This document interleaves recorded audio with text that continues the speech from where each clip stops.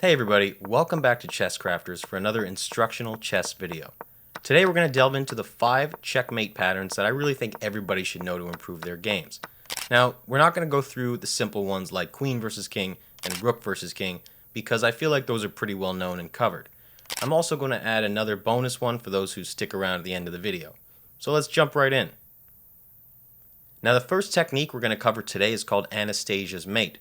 And it's a checkmate pattern achieved by sacrificing either a rook or a queen, and then delivering checkmate with either the other rook or queen.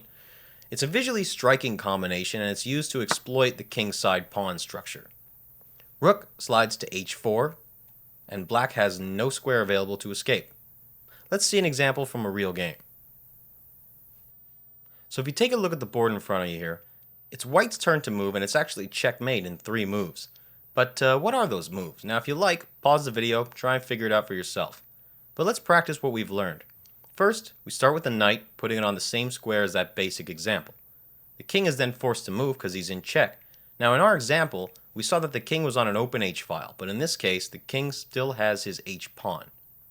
Now to destroy that kingside pawn structure, you know what we got to do. We got to sacrifice our queen. Now after the king takes queen, we arrive in that same position. We just need to slide our rook to h3 right here, and then checkmate is achieved, because the knight, as you can see, is covering the g6 and g8 squares. So with this technique, all the checkmates essentially unfold with the same idea, sacrificing one piece in order to open the file and deliver a checkmate. In this position right here, we can see the black king is in a very open position, with white wanting to deliver checkmate right here with the queen on h6. But unfortunately, the black bishop over here defends that pawn. Now, white can sacrifice his bishop to deflect the black one. Now, the only way to avoid checkmate is to take it with the queen. And again, black can't recapture because of the imminent checkmate. This next pattern is called Boden's Mate, and this uses both bishops to checkmate the king using intersecting diagonals. Now for this mate to happen, some escape squares for the king have got to be blocked. Right here, we've got the short version of the checkmate. We see that the black bishop controls all the squares in front of the king, with the exception of b7. Now, here's where the white bishop comes into play. Black doesn't have a single square left because he's blocked by all of his own pieces. Okay, that was a simple one. Right in front of you now, we've got one that's a little more complex, once again with checkmate in 3 moves for white. Now notice right here how the bishop on f5 controls the diagonal in front of the white, cutting all the available squares from escaping. Now white's got to find a way to check the king. The only available check here in this position is the queen, but it will be captured by the pawn. Now here's where Boden's Mate comes into play. We can easily make the sacrifice because after black takes, like so, the bishop will come in and checkmate. This one right here is called Damiano's Mate, and this is a checkmate pattern where the queen works together with either a pawn or a bishop to deliver checkmate to a castled king. Now this basic endgame scenario right here, it's white's turn to move and deliver checkmate on h7.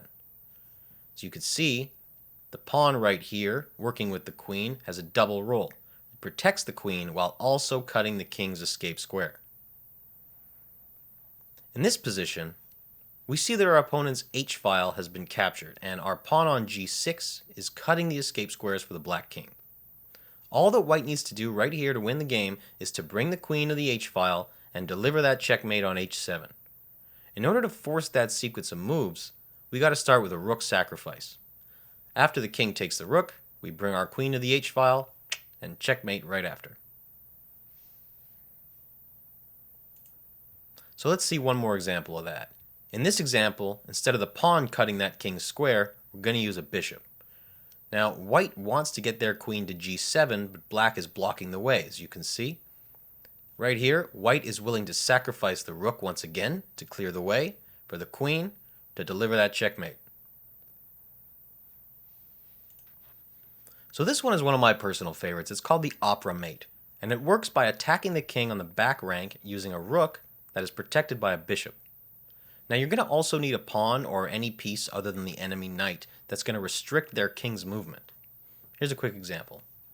The rook is protected by this bishop over here. Now it's cutting all the squares from the 8th rank and the D file. E7 is attacked by the bishop, and the only available square for the king is blocked by its own pawn. Checkmate. So here's how we can use that in a real game scenario. In front of you, you've got a typical middle game where black can take advantage of an uncastled king.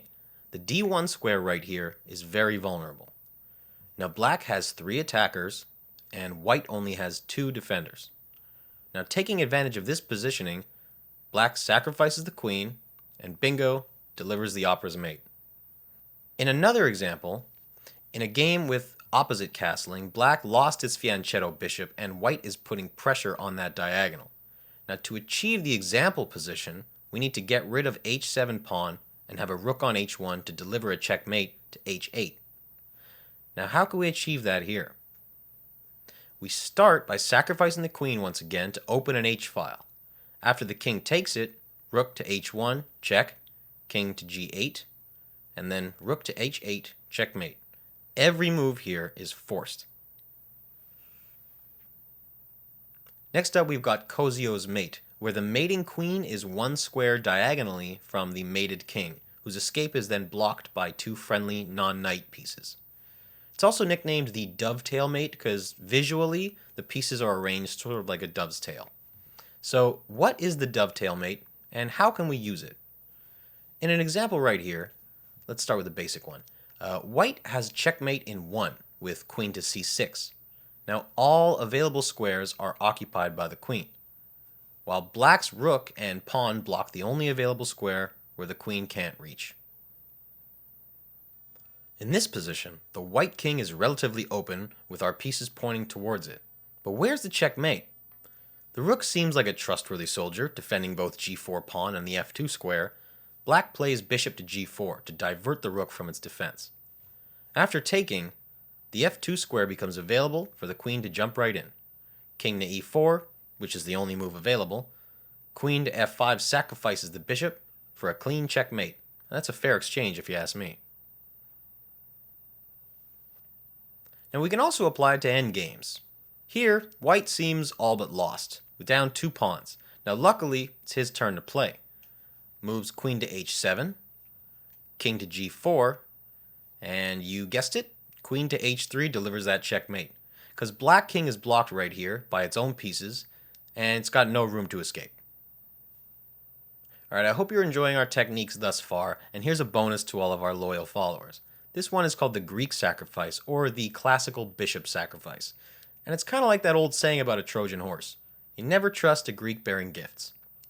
Now, this typical sacrifice of a bishop with check to come at some point after the opponent has castled kingside, this has the goal of exposing the enemy king and allowing for a checkmate or a material regain. So you might ask yourself, why on earth would you sacrifice a bishop for a single pawn? Now that's because this sacrifice exposes the enemy king and allows for a ferocious attack. Alright, now in this typical game position that you see in front of you, white can take the initiative by playing bishop to h7, check. After the king takes, play knight to g5. Now this knight attacks the king and clears the way for the queen to join the attack. Black can't take with the queen because the knight here is protected by this bishop. Now after the king returns, play queen to h5. The only way for black to avoid checkmate is to give up his queen. Even if they don't take the bishop, black is still going to face challenges. Knight to g5 and queen to h5 will follow, leaving black with no real defense. Now perhaps they'll try bishop to e4 to double attack that knight, but the knight will sacrifice itself by taking on f7. After the rook takes, queen to h5, checkmate here is unstoppable. I hope all of you liked this video and learned a thing or two. Now remember, chess is a pattern recognition game. So the more you play, the more you'll learn those patterns, and gradually your game's going to improve. Now don't forget to like and subscribe, and once again, if you'd like to see us cover any topic in particular, do not hesitate to comment below and we'll give it a shot. Thanks again for watching.